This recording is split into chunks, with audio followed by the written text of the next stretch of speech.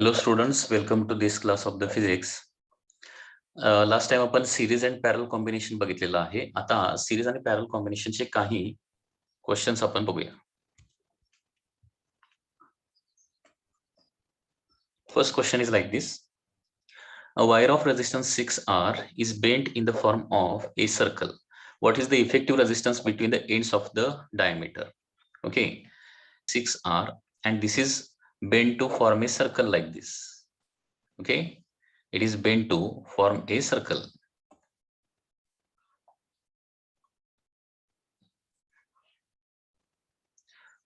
Okay, म्हणजे एका wire पासून एक सर्कल तयार केलेला आहे. What is the effective resistance between the ends of the diameter.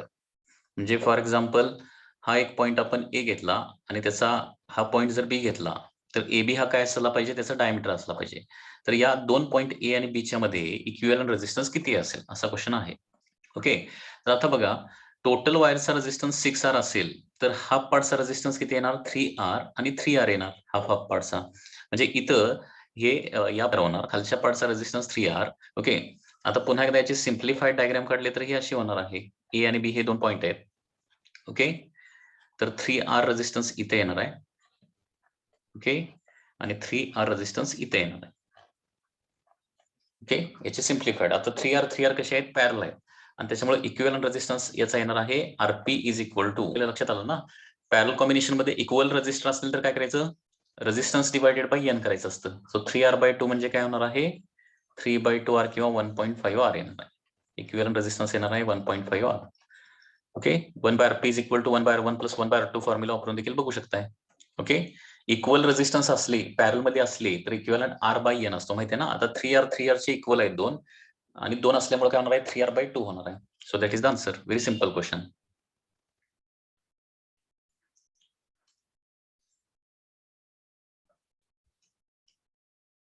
Next question,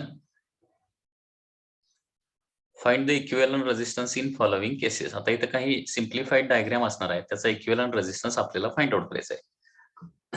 okay, so this is the diagram. या डायग्राम मध्ये equivalent resistance between A and B काढायला सांगितलंय. आता पॉईंट कुठले आहे त्याच्यावर इम्पॉर्टंट आहे, लक्षात घ्या. ओके, तर इथं equivalent resistance and b, okay, हा फाइंड आउट करायचा आपल्याला. आता याच्या अगोदर सिम्प्लिफाईड डायग्राम ड्रॉ करायचे तुम्हाला.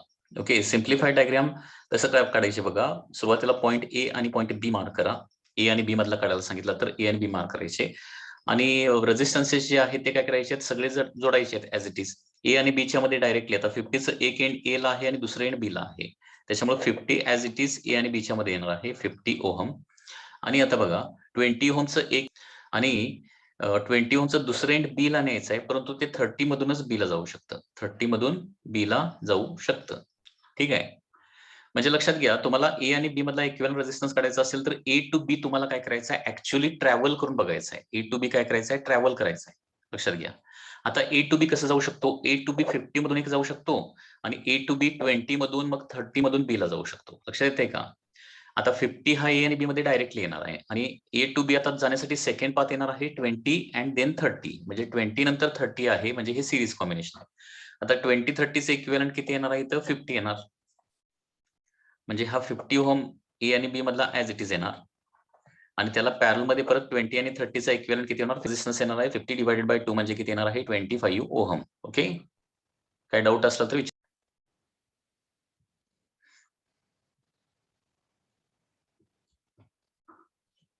आता बघा डायग्राम पुन्हा तीच आहे, थोडंसं मी चेंज करतो.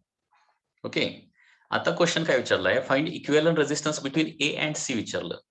फाइंड रेझिस्टन्स आणि सी मधला इक्विव्हॅलंट रेझिस्टन्स काढायचा. मग याची सिम्प्लिफाईड डायग्राम कसं होणार आहे, तर सुरुवातीला पॉईंट ए मार्क करावा लागेल, नेक्स्ट पॉईंट सी मार्क करावा लागेल. आता ए टू सी तुम्हाला ट्रॅव्हल करायचं आहे. ए टू सी ट्रॅव्हल करण्यासाठी एक पाथ 20 ओहम मधून जाणार आहे आणि दुसरा 50 मधून 30 मधून सी ला जाणार आहे. लक्षात येते का. म्हणजे ए आणि सी च्या मध्ये डायरेक्टली कनेक्टेड कोण आहे, 20. ए टू सी 20 मधून जाता येते किंवा 50-30 मधून जाता येते. 50 मधून मग 30 मधून मग सी ला जाता येते.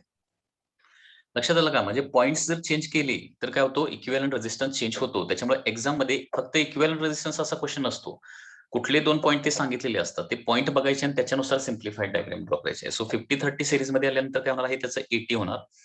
80 आणि 20 पॅरल मध्ये येणार. सो 2च असले तर 2च पॅरल मध्ये असले तर काय, 80 आणि 20 मल्टिप्लिकेशन डिवायडेड बाय ऍडिशन, हा फॉर्म्युला वापरा. 16 ohm is the answer. Okay, तसंच ए आणि सी मधला काढला. आता आणखी इक्विव्हॅलेंट रेझिस्टन्स बिटवीन काय करूया, बी आणि सी मध्ये पण काढूया. बी आणि सी मध्ये पण इक्विव्हॅलेंट रेझिस्टन्स.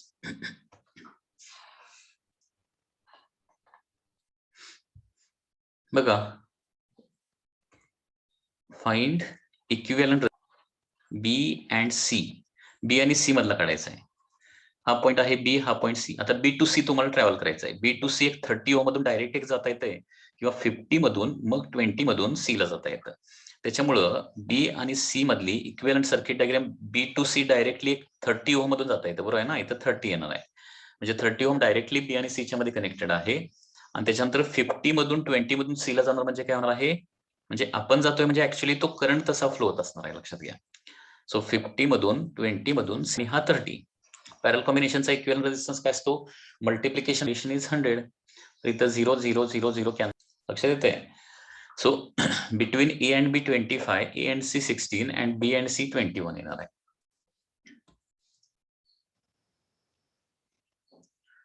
नेक्स्ट सर्किट बघा.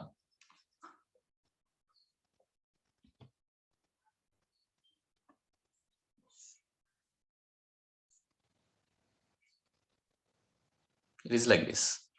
So here also find the equivalent resistance between, आपल्याला फाइंड आउट करायचं आहे A and C.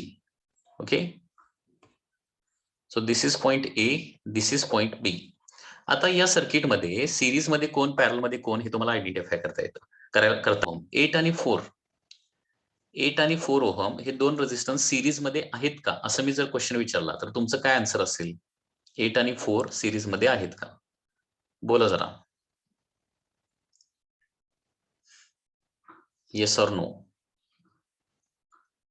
8 आणि 4 जे आहेत ना, ते सिरीज मध्ये घेऊ शकत नाही आपण.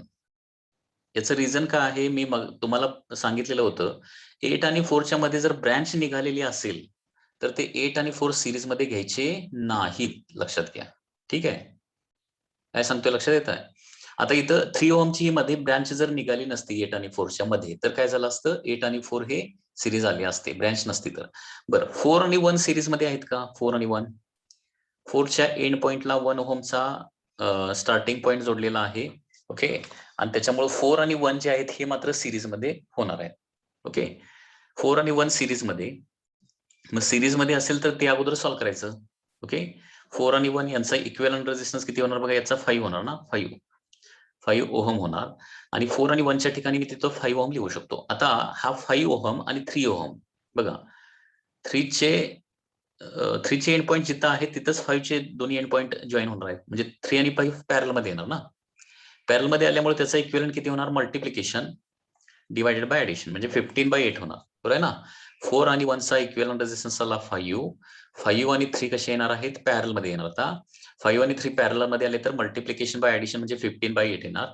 आणि आता 15/8 आणि 8 हे कसे येणार आहेत, सिरीज मध्ये येणार आहेत, लक्षात येते. म्हणजे बघा, 1 बाय 1 स्टेप बाय स्टेप मी सांगतो तुम्हाला.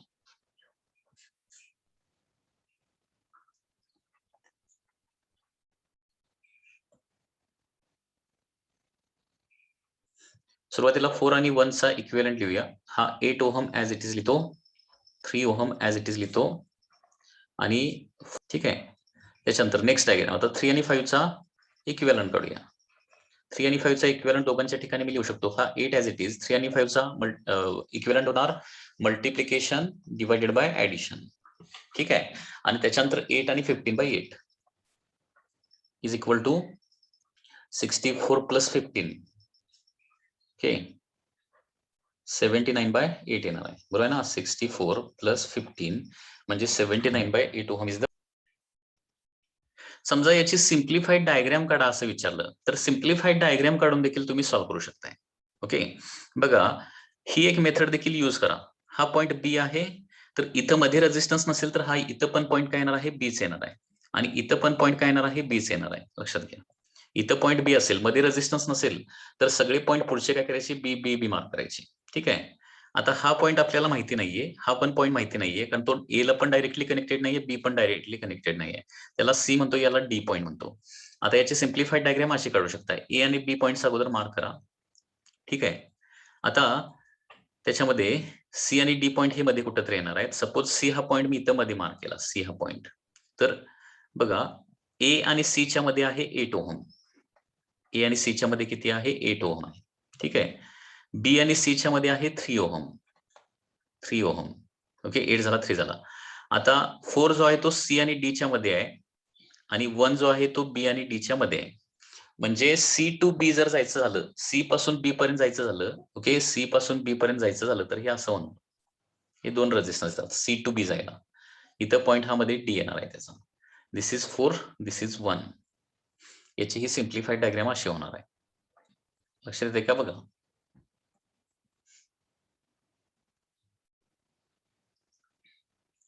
तर या पद्धतीनं हे कॅल्क्युलेशन होणार आहे. मग याचं तुम्ही इक्विव्हॅलंट रेझिस्टन्स या डायग्रामचा तुम्ही फाइंड आउट करू शकता.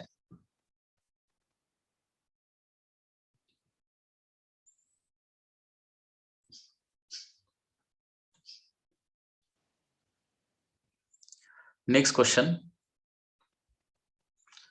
A letter A consists of uniform wire of 1 ohm per centimeter. The sides of letter are each 20 centimeter long and cross piece of middle is 2 centimeter long.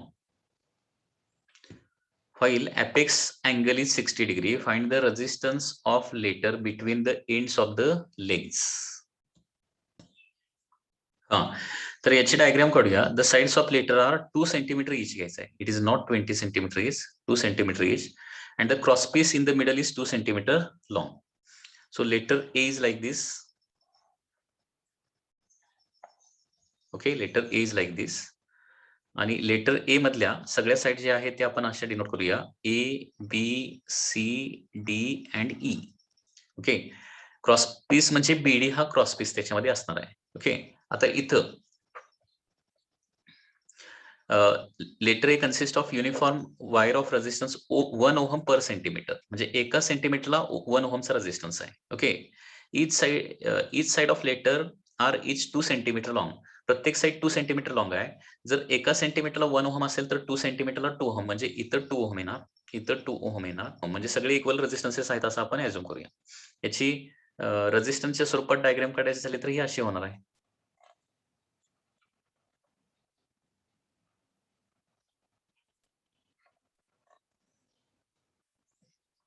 आता equivalent resistance between A and E म्हणजे between the ends of the legs विचारलंय. म्हणजे A point आणि E point मधला equivalent resistance विचारलाय. त्याला naming केलं R4 आणि R5 म्हटलं तर प्रत्येक रेझिस्टन्स R4 आपण घेणार आहे. आता याच्यामध्ये बघा, ए टू ई जायचं आहे आपल्याला, ए टू ई. तर ए टू ई जात असताना R1 R2 R3 या पाथनं जाऊ शकतो, किंवा R1 R4 sorry R1 R4 R5 R3 या पाथनं जाऊ शकतो. म्हणजे याची सिम्प्लिफाईड डायग्राम जर काढायची झाली तर सिम्प्लिफाईड डायग्राम कशी होणार आहे बघा, ए point and B point.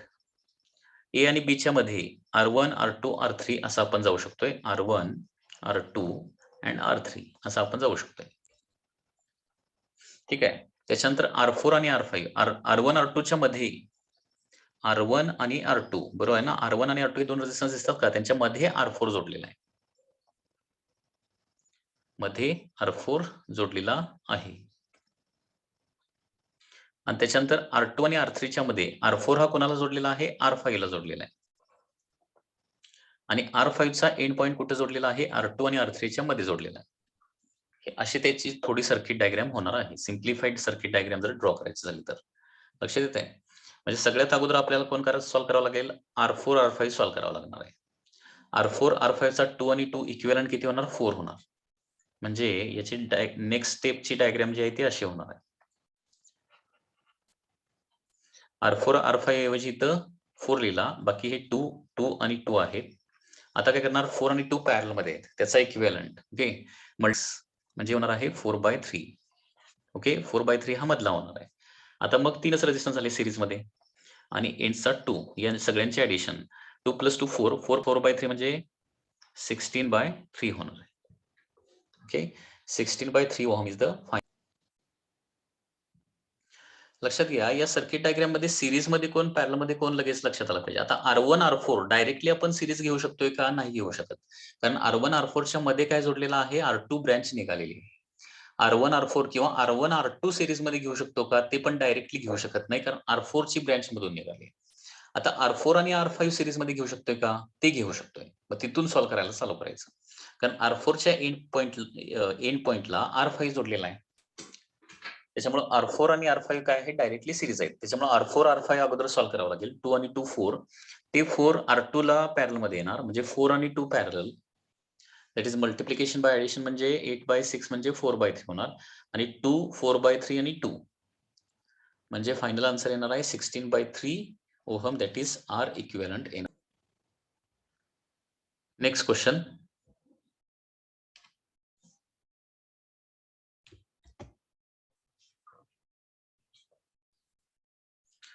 Find in the given network resistor the equivalent resistance between A and B and A and D. सुरुवातीला A आणि B मधला इक्विव्हॅलंट काढायचा आहे, त्याच्यानंतर A आणि D मधला देखील काढायचा आहे. The first B.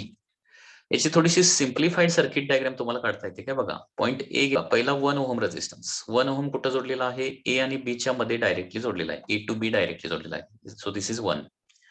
आता याच्यानंतर 5 ओहम. 5 ओहमचं एक एंड ए ला जोडलेलं आहे, म्हणजे हे असं जोडायचं ए ला. Okay so this is 5 ohm. आणि दुसरं एंड जे आहे ते 3 ओहम मधूनच बी ला जाऊ शकते, दुसरीकडून कुठूनही जाऊ शकत नाही.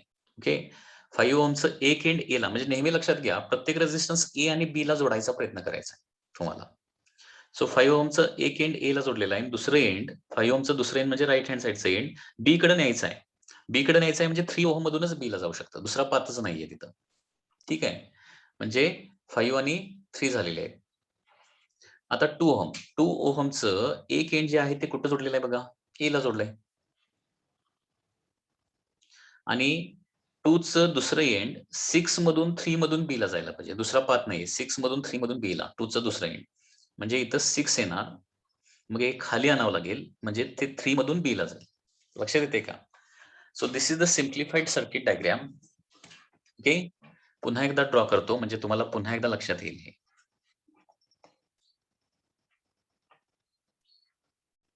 सुरुवातीला 2 पॉइंट ए आणि बी मार्क करा. ए आणि बी मार्क केल्यानंतर आता एक एक रेजिस्टन्स घ्यायचा आणि ए आणि बी च्या मध्ये जोडायचा प्रयत्न करायचा आहे. सुरुवातीला 1 ओहम घेतला. 1 ओहमचं एक एंड डायरेक्टली ए ला आहे, दुसरे एंड डायरेक्टली बी ला जोडलेला आहे, बरोबर. So this is 1 ohm. त्याच्यानंतर 5 ओहम घ्या. 5 ओहमचं एक एंड ए ला जोडलंय. ओके 5 ओहम एक एंड ए ला जोडले, ते 3 ओहम मधूनच बी ला जाऊ शकतं, दुसरा कुठला पाथच नाही ना, म्हणजे 3 ओहम मधूनच ते बी ला जाऊ शकतं. म्हणजे हे पण झाले. आता 2 ओहम घेऊया. 2 ओहम हा रेजिस्टन्स, त्याचं एक एंड कुठे जोडलंय बघा, ए ला जोडलेला आहे, म्हणजे ए ला असं जोडलेलं आहे. दिस इज 2. आणि दुसरं एंड जे आहे ते 6 मधून, म्हणजे 2 ओहमचं दुसरं एंड. आता नेहमी मी काय सांगितलंय, प्रत्येक रेजिस्टन्सचं एक एंड ए ला न्यायचं आहे, दुसरं एंड बी ला न्यायचं आहे. 2 ओहमचं एक एंड ए ला तर आलेलंच आहे डायरेक्टली. आता बी ला न्यायचं म्हणजे 6 मधून 3 मधूनच बी ला जाऊ शकतं, दुसरा पाथ कुठला पॉसिबल आहे का? नाही. 6 मधून 3 मधूनच बी ला जाऊ शकतं. त्याच्यामुळे 2 च्या पुढे मी 6 जोडला, 3 ऑलरेडी सर्किट मध्ये आहे, त्याच्यामुळं हे असं इथं आणावं लागेल. हे डायरेक्टली तुम्ही बी ला नेला तर 2 6 आणि बी होणार, परंतु सर्किट डायग्राम तशी नाहीये, लक्षात घ्या. आता इथं तुम्हाला लक्षात येतंय काय, की 2 आणि 6 कसे आहेत सिरीज मध्ये, म्हणजे हे डायरेक्टली मी आता इथं सॉल्व्ह करतो. 2 आणि 6 सिरीज मध्ये, याचा इक्विव्हॅलंट होणार आहे 8. ओके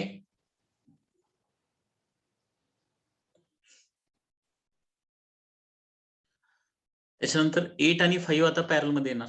2 आणि 6 चा 8 झाला, 8 आणि 5 पॅरल मध्ये येणार ना. मग 8 आणि 5 चा इक्विव्हॅलंट किती होणार, मल्टिप्लिकेशन 8 × 5 म्हणजे 40, बरोबर आहे ना. 40 डिवायडेड बाय ऍडिशन म्हणजे 8 + 5 म्हणजे 13. हा इथे येणार या सगळ्या डायग्राम्स, करेक्ट ना. 8 × 5 40, 8 + 5 13, 40/13. 40/13 आणि 3 आता सिरीज मध्ये येणार. म्हणजे 40/13 प्लस 3 सिरीज मध्ये, त्याच्यामुळे काय होणार आहे, ऍड होणार. 13 3 जार 39, 39 प्लस 40 म्हणजे टोटल किती होणार आहे, दॅट इज 79/13 होणार. आता 79/13 म्हणजे ह्या कशाचा आला, या सगळ्याचा, एवढ्याचा. इथेला 79/13 आला. आता 79/13 आणि 1 पॅरल मध्ये, म्हणजे पुन्हा एकदा मल्टिप्लिकेशन बाय ऍडिशन ना.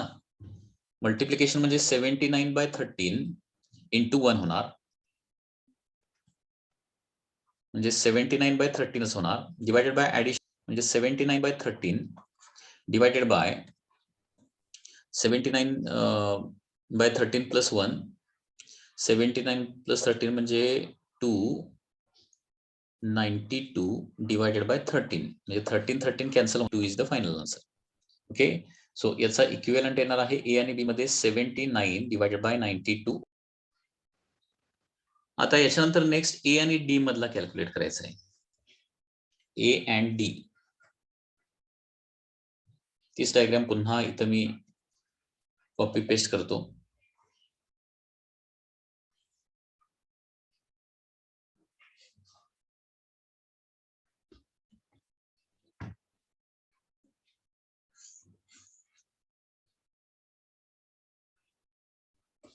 So this is point A, this is point D. आता याची सिम्प्लिफाईड डायग्राम अगोदर ड्रॉ करायचा प्रयत्न करा, ए अँड डी. ठीक आहे. आता फर्स्ट आपण 2 ओहम घेऊया. हा 2 ओहम ए आणि डी च्या मध्ये डायरेक्टली कनेक्टेड आहे. 2 ओहम. 6 एक एंड जे आहे ते डी ला जोडलंय ना, लेफ्ट एंड जे आहे ते डी ला जोडलेलं आहे.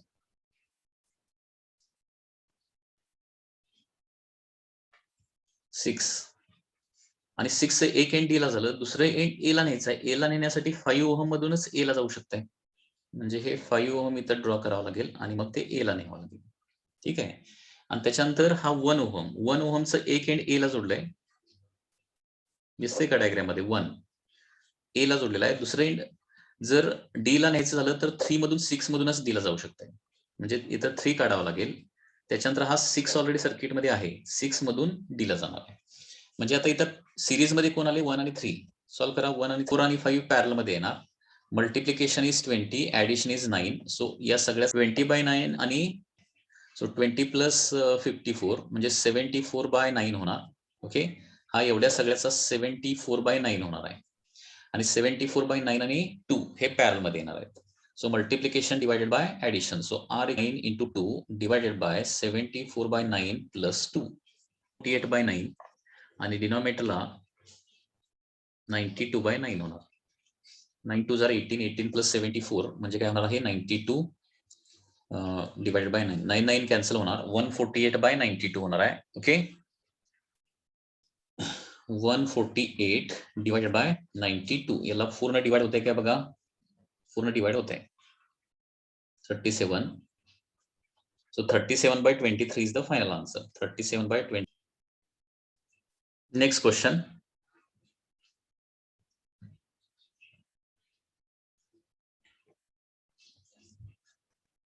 So here also there is one circuit. Find the equivalent resistance between A and B. A आणि B मधला equivalent resistance आपल्याला फाइंड आउट करायचा आहे.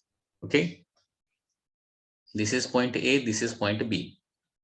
ठीक आहे. याची सिम्प्लिफाईड डायग्राम थोडीशी काढता येते काय बघा, किंवा डायरेक्टली हे सॉल्व्ह करायचं झालं तर बघा, ए टू बी आपल्याला ट्रॅव्हल करायचं आहे. ओके, ए टू बी म्हणजे डायरेक्टली पण हे सर्किट आपण सॉल्व्ह करू शकतो. ओके, इथं काय करायचं आहे, इक्विव्हॅलंट बी आपल्याला फाइंड आउट करायचं आहे. ए टू बी ट्रॅव्हल करण्यासाठी किती पाथ आहेत, ए टू बी 2 एक आहे, त्याच्यानंतर ए टू बी 4 मधून 2 मधून बी ला जाऊ शकतोय. परंतु 4 आणि 2 ची डायरेक्ट ऍडिशन सिरीज कॉम्बिनेशन मध्ये घेऊ शकतो का, आपण नाही घेऊ शकत, कारण 2 ची मध्ये ब्रँच इथं निघालेली आहे. त्याच्यानंतर मग जाऊ शकतो 4 2 2 मधून जाऊ शकतो, परंतु इथं पुन्हा एकदा 4 2 आणि 2 डायरेक्ट सिरीज मध्ये घेऊ शकत नाही, कारण मध्ये मध्ये ब्रँचेस आहे. त्याच्यानंतर जाऊ शकतो 4 मधून डीए चा 2, त्याच्यानंतर ईएफ चा 2, त्याच्यानंतर एफबी चा 2. इथं देखील डायरेक्ट सिरीज घेऊ शकत नाही, मध्ये ब्रँचिंग आहे. त्याच्यानंतर ए टू, आता सगळ्यात लॉंगेस्ट पाथ जर घेतला तर ए टू डी जात असताना 2 ओहम 2 ओहम हे सिरीज मध्ये आपल्याला दिसतात. म्हणजे सगळ्यात अगोदर कोण सॉल्व्ह करणार आपण, हे 2 ओहम आणि हे 2 ओहम याचा इक्विव्हॅलंट काढणार. 2 आणि 2 चा इक्विव्हॅलंट किती होणार आहे, 4 होणार, कारण ते सिरीज मध्ये आहे. 4 हा 2 या सगळ्याचा आला 2 आणि हा 2. आता हे सिरीज मध्ये येणार. 2 आणि 2 4. 4 आणि 4 परत पॅरलल, म्हणजे इक्विव्हॅलंट होणार आहे 2 या सगळ्याचा लेफ्ट पार्टचा. 2 आणि 2 परत काय होणार आहे सिरीज मध्ये 4, इक्विव्हॅलंट झाला 2. 2 आणि 2 पुन्हा काय झाले सिरीज मध्ये येणार, म्हणजे इक्विव्हॅलंट येणार आहे 4. 4 आणि 2 फायनली पॅरलल. 4 आणि 2 पॅरल म्हणजे मल्टिप्लिकेशन इज 8, ऍडिशन इज 6, म्हणजे फायनल आन्सर येणार आहे 4/3. सो डायग्राम बघून देखील डायरेक्ट आन्सर काढता येतं याचं. डायग्राम बघून देखील डायरेक्ट आन्सर काढता येतं. ओके, म्हणजे सुरुवात कुठून केली, डायरेक्ट आपल्याला सिरीज मध्ये कोण दिसतंय, तर याच्यामध्ये हे लेफ्ट हँड साइडचे 2 आणि 2 हेच फक्त आपल्याला डायरेक्टली सिरीज मध्ये दिसतात. लक्षात येत आहे, त्याच्यामुळे ते घ्यावे लागणार अगोदर आणि तिथून स्टार्ट करायचं आणि सॉल्व्ह करायचं. याचं सिम्प्लिफाईड सर्किट जर काढायचं म्हटलं तर ते पण काढू शकतोय. याचं सिम्प्लिफाईड सर्किट पण काढून बघूया कसं आहे ना. आता ए आणि बी मधला इक्विव्हॅलंट काढायचा आहे ना, मग ए आणि बी काय करूया आपण, ए आणि बी जे आहे ते 2 पॉईंट दाखवूया. ए आणि बी च्या मध्ये डायरेक्टली कोण जोडलेला आहे, 2 ओहम जोडलेला आहे बघा, 2 ओहम झालं. त्याच्यानंतर नेक्स्ट हा 4 घेऊया. 4 हा 4 चा एक पॉईंट ए ला जोडलेला आहे आणि दुसरा 4 चा लेफ्ट एंड ए ला गेलेला आहे, तर दुसरा एंड बी ला न्यायचा, म्हणजे 2 मधूनच बी ला नेऊ शकतो. 2 मधूनच बी ला नेऊ शकतो. झालं, 4 2 पण संपले. आता नेक्स्ट हा 4 घेऊया. हा 4 नेक्स्ट, या नेक्स्ट 4 च लेफ्ट एंड ए ला जोडलेला आहे, डायरेक्टली ए ला जोडलाय ना डायरेक्टली, आणि राईट एंड जे आहे ते काय होणार आहे, बी ला न्यायचं आहे. बी ला न्यायचं आहे म्हणजे 2 मधूनच बी ला जाऊ शकते, म्हणजे इथं 2 काढावा लागेल, परत हा खाली आणावा लागेल, परत 2 मधून तो बी ला जाणार आहे. ओके, हे 4 2 पण संपले. आता हा 4 घेऊया. या 4 चं देखील ए एंड जे आहे ते एक एंड म्हणजे खालचं एंड जे आहे ते कुठं जोडलेलं आहे, ए ला जोडलेलं आहे डायरेक्टली, आणि वरचं एंड जे आहे ते आता बी ला न्यायचं आहे. बी ला नेण्यासाठी सुरुवातीला 2 काढावा लागेल. ओके, हा 2, त्याच्यानंतर परत 2 आणि 2 मधून बी ला जाऊ शकतं, म्हणजे हे इथं खाली आणावं लागेल, म्हणजे परत 2 आणि 2 मधून बी ला जाऊ शकते. ठीक आहे, आणि फायनली आता हा 2 2 चं एक एंड ए ला जोडलंय, दुसरं एंड बी ला नेण्यासाठी 2, त्याच्यानंतर 2, त्याच्यानंतर 2 या पद्धतीने जाणार आहे, म्हणजे इथं परत 2 काढून मला हे खाली आणावं लागेल, म्हणजे परत ते 2 मधून बी ला जाणार आहे. तर या डायग्रामची सिम्प्लिफाईड डायग्राम ही अशी होणार आहे. बघा काढता येते काय.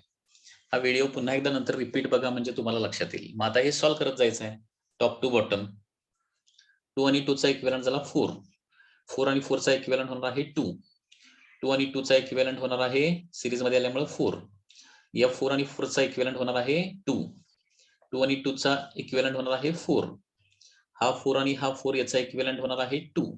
2 आणि 2 परत सिरीज मध्ये येणार 4, आणि 4 आणि 2 पुन्हा फायनली पॅरल मध्ये, म्हणजे काय होणार आहे 4 आणि 2 पॅरल म्हणजे multiplication is 8, addition is 6. 4/3 ohm is the answer. Next circuit diagram बघा कशी येणार आहे.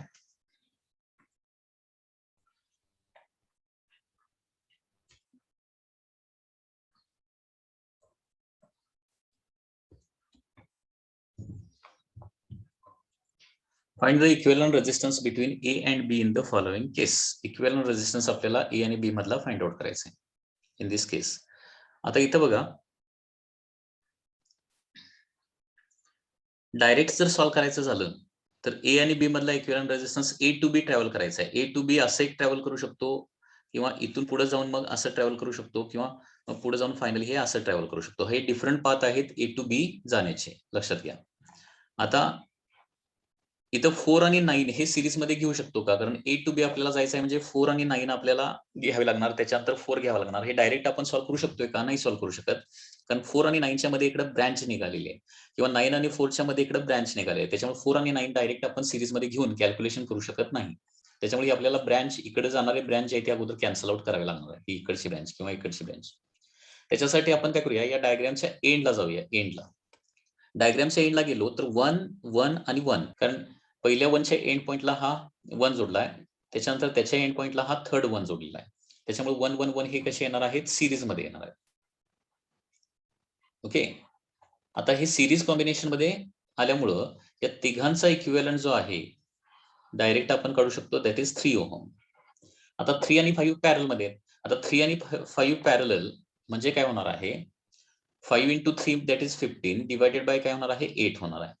3 आणि 5 पॅरल मध्ये आल्यामुळे मल्टिप्लिकेशन बाय ऍडिशन 15/8 होणार. आता 15/8 आणि परत या सगळ्या याचा इक्विव्हॅलंट किती आला 15/8 आला आणि हा 3 पुन्हा हे काय येणार आहेत सिरीज मध्ये येणार आहे. ओके 2 15/8 अँड 3 म्हणजे किती होणार आहे 3 + 2 म्हणजे 5 + 15/8. ओके सो 55/8 येणार आहे. ओके 55/8. आता 55/8 आणि हा 9 हे पॅरल मध्ये येणार म्हणजे त्यांचं multiplication 55/8 × 9 multiplication bye addition. So 72/7 divided by 8 divided by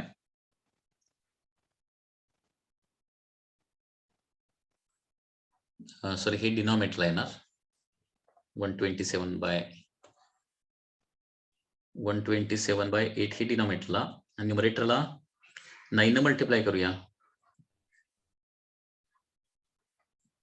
divided by 8 म्हणजे येणार 495 divided by 127. Okay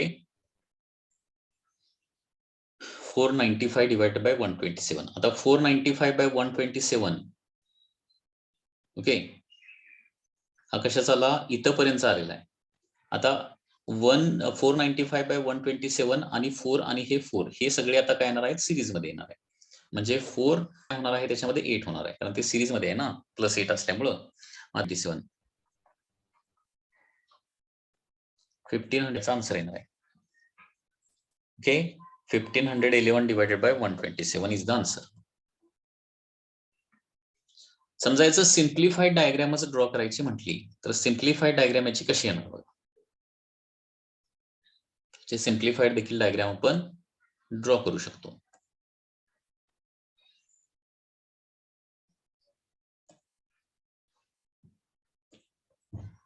simplified diagram देखील काही वेळेला ड्रॉ करता आली पाहिजे इमॅजिन करता आली पाहिजे तुम्हाला. सपोज मी इथं पुन्हा एकदा आता बघा A to B आपल्याला सुरुवातीला शॉर्टेस्ट पाथ न जाऊया 4 9 आणि 4 हे असे काढावे लागणार 4 9 आणि 4 लक्षात येते 4 आफ्टर दॅट 9 and 4.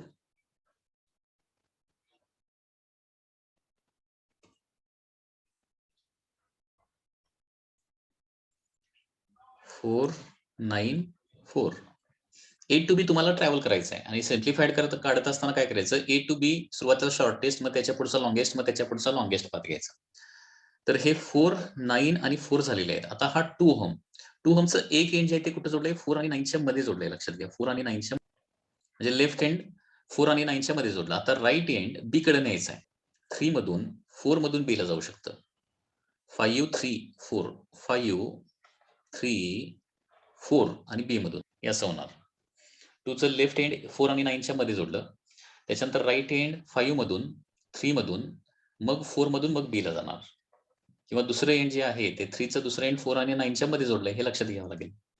त्याच्यानंतर आता हे झाले 1 1 1 1 चं एक एंड 5 ला जोडलेलं आहे आणि दुसरं 1 चं एंड 1 1 1 मधून काय आलंय 5 च्या दुसऱ्या साईडला जोडलेलं आहे म्हणजे हे असं होणार 1 2 3 हे 3 रेझिस्टन्स 5 ला जोडलेले आहेत अक्रॉस 1 1 1 हे अशी याची सिम्प्लिफाईड डायग्राम होणार आहे थोडीशी लक्षात येते.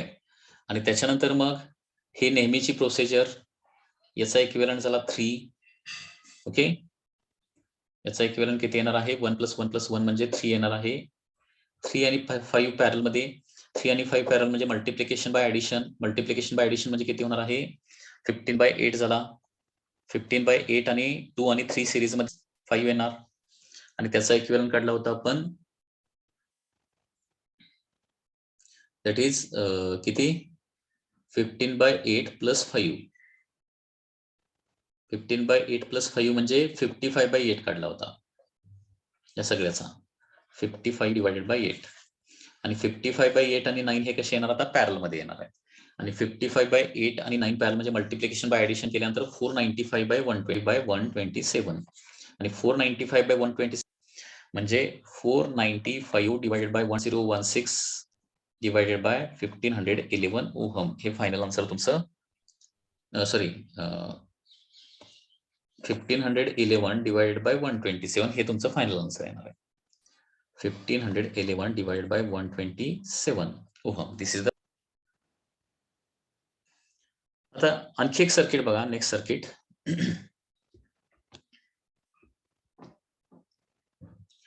Find the equivalent resistance between A आणि बी. ए आणि बी मधला इक्विव्हॅलंट रेझिस्टन्स आपल्याला फाइंड आउट करायचा आहे. आता ए आणि बीच्या मध्ये हा 6, 9 आणि 12 हे आपल्याला सिरीज असल्यासारखे वाटतायत, परंतु सिरीज मध्ये नाहीयेत. ते का नाहीयेत ते मी एक्सप्लेन करणार आहे. कारण हे इथं पाथ एक्स्ट्रा, हे जे पाथ जोडलेले आहेत याच्यामुळे ते पॅरल राहू शकत नाहीत. कारण बघा 6 आणि 9 सिरीज मध्ये आपण कधी म्हणतोय, जर इथं मध्ये ब्रँच निघालेली नसेल तर. परंतु मध्ये ब्रँच निघालेल ना, त्याच्यामुळे 6 आणि 9 डायरेक्टली आपण सिरीज मध्ये घेऊ शकत नाही. ही ब्रँच केली. समजा ही ब्रँच नसती इथं, किंवा हे जर वरचा लूप आणि खालचा हा लूप जर नसता, सिरीज मध्ये आले असते, लक्षात घ्या. मग याच्या अगोदर सिम्प्लिफाईड डायग्राम तुम्हाला काढून घ्यावा लागणार. आता बघा सेम मेथड, ए पॉइंट इथं आहे ना, तर तो ए पॉइंट इथं पण येऊ शकतो. ओके, त्याचबरोबर ए पॉइंट इथं पण जाऊ शकतो, ए पॉइंट इथं पण जाऊ शकतो. कारण लक्षात घ्या, मध्ये रेझिस्टन्स जर नसेल तर तो पॉइंट पुढे पुढे पुढे आपण काय करू शकतो, प्रपोगेट करू शकतो, ट्रॅव्हल करू शकतो. त्याच पद्धतीनं बी हा पॉइंट इथं आहे, म्हणजे तो इथं पण बी पॉइंट ऍझ्युम करू. रेझिस्टन्स नाही म्हणजे इथं पण घेऊ शकतो, आणि मध्ये रेझिस्टन्स म्हणजे इथं देखील घेऊ शकतो. आता मार्क केले तर हा जो 6 ओहम आहे ना, तो ए आणि बीच्या मध्ये आहे. दिसते का डायग्राम मध्ये? 6च्या एका एंडला, एका साईडला ए आहे, दुसऱ्या साईडला बी आहे. ओके, सो हा झाला 6R. त्याच्यानंतर हा 9R जो आहे, त्याचं एक एंड ए ला जोडले, दुसरे एंड बी ला जोडले, डायरेक्टली दिसतेच आपल्याला. म्हणजे हे असं होणार 9R. आणि राईट हँड बी ला जोडलंय, असं होणार. That is 12R. म्हणजे 9R, 6R आणि 12R हे कसे आहेत, पॅरल मध्ये आहेत. सो पॅरल कॉम्बिनेशनचा इक्विव्हॅलंट रेझिस्टन्स 3 असतील तर 1/Rp is equal to 1/R1 plus 1/R2 plus 1/R3. So 1 असं ते होणार आहे. ओके, कॉमन डिनॉमिनेटर याचा 30. Okay, so 4 plus by 36R होणार. अँड देअरफॉर आरपी रेसिप्रोकल घ्यायला विसरायचं नाही. सो आन्सर होणार आहे that is 36R/13 is the final answer. लक्षात येते का? हे बघा, सर्किट मध्ये असे डायरेक्ट तुम्हाला स्ट्रेट लाईन दाखवलेले असेल तर पॉईंट काय करायचा आहे, प्रपोगेट करायचा आहे. पुन्हा एकदा सांगतो मी, आहेत का पहिली गोष्ट, तर ते सिरीज मध्ये नाहीये. कारण का, आम्ही सिरीजचं एक तुम्हाला काय सांगितलेलं आहे, कसं आयडेंटिफाय करायचं. 2 रेझिस्टन्स वन आफ्टर अनदर जोडलेले असले आणि त्यांच्यामध्ये जर ब्रँच नसेल कुठलेही, तर ते सिरीज मध्ये घ्यायचे. ही मध्ये अशी ब्रँच निघाली आहे ना, त्याच्यामुळे 6 आणि 9 सिरीज मध्ये घेऊ शकत नाही आपण डायरेक्ट इथं. आता इथं दुसरी मेथड काय वापरायची बघा, हे सिम्प्लिफाय सर्किट काढण्यासाठी. तर मी काय सांगितलं, की हा इथं पॉइंट ए जर असेल तर तो पॉइंट इथं, म्हणजे मध्ये जर रेझिस्टन्स नसेल, म्हणजे ए हा पॉइंट डायरेक्टली इथं पण येऊ शकतो. ठीक आहे, तसं बी हा जो पॉइंट आहे, इथून इथं येऊ शकतो, इथून इथं पुढं पुढं पुढं नेऊ शकतो. आता 6R हा रेझिस्टन्स बघा, याचं एक एंड ए ला जोडलंय, दुसरं एंड बी ला जोडलंय, दिसतंय तुम्हाला. 9Rचं एक एंड बी ला जोडलंय, दुसरं एंड ए ला जोडलंय, आणि 12Rचं पण एक एंड ए ला जोडलेला आहे आणि दुसरं एंड बी ला जोडलंय. म्हणजे प्रत्येक रेझिस्टन्स जो आहे तो ए आणि बी ला डायरेक्टली कनेक्टेड आहे असं दिसतंय. म्हणजे हे सगळे रेझिस्टन्स दिसायला जरी आपल्याला वाटत असले सिरीज मध्ये, तरी ऍक्च्युअली ते कसे आहेत, पॅरल मध्ये असणार आहेत. आणि त्याच्यामुळे इक्विव्हॅलंट रेझिस्टन्स पॅरल कॉम्बिनेशनचा 36R/13 इज द आन्सर येणार आहे. ओके, म्हणजे या पद्धतीने तुम्हाला हे नंबर ऑफ सर्किट मी जे सोडवून देतोय ते काय करा, व्यवस्थित स्टडी करा, व्यवस्थित अंडरस्टँड करून घ्या, आणि त्याच्यानंतर काय करा, हे नंबर ऑफ सर्किट मी कसं सॉल्व्ह करतो हे जरा व्यवस्थित मेथड अंडरस्टँड करून घ्या. ते थोडंसं प्रॅक्टिस करा, म्हणजे याच्यावरून कुठलंही सर्किट जरी आलं तरी ते तुम्हाला इझिली सॉल्व्ह करता येईल. कारण इक्विव्हॅलंट रेझिस्टन्स काढायच्या डिफरंट मेथड्स आहेत, आणि या मेथड्स आपण जसे प्रॉब्लेम स्टडी करत जाऊ तसे तुम्हाला लक्षात येत जातील. आता याचा देखील equivalent resistance between A and B find out करायला सांगितलंय. Between point A and point B. ठीक आहे, आता इथं देखील मगाची मेथड मी यूज करणार आहे. आता बघा, बी पॉइंट तुम्हाला दिसतोय का डायग्राम मध्ये? बी पॉइंट इथं आहे. हा बी पॉइंट मी इथं पण ऍझ्युम करू शकतो, हा बी पॉइंट इथं पण ऍझ्युम करू शकतो, कारण इथून डायरेक्ट हा पाथ दिलाय ना तुम्हाला, मध्ये रेझिस्टन्स नाहीये. हा पॉइंट बी इथं पण ऍझ्युम करू शकतो, आणि हा पॉइंट बी इथं पण ऍझ्युम करू शकतो. कुठे ऍझ्युम करू शकतो? आता बघा, हा दुसरा 2R ए आणि बीच्या मध्ये आहे, तिसरा हा 2R ए आणि बीच्या मध्ये आहे, आणि चौथा 2R देखील ए आणि बीच्या मध्ये दिसतोय. म्हणजे सगळे रेझिस्टन्स ए आणि बीच्या मध्येच आहेत. म्हणजे याचं इक्विव्हॅलंट कसं होणार?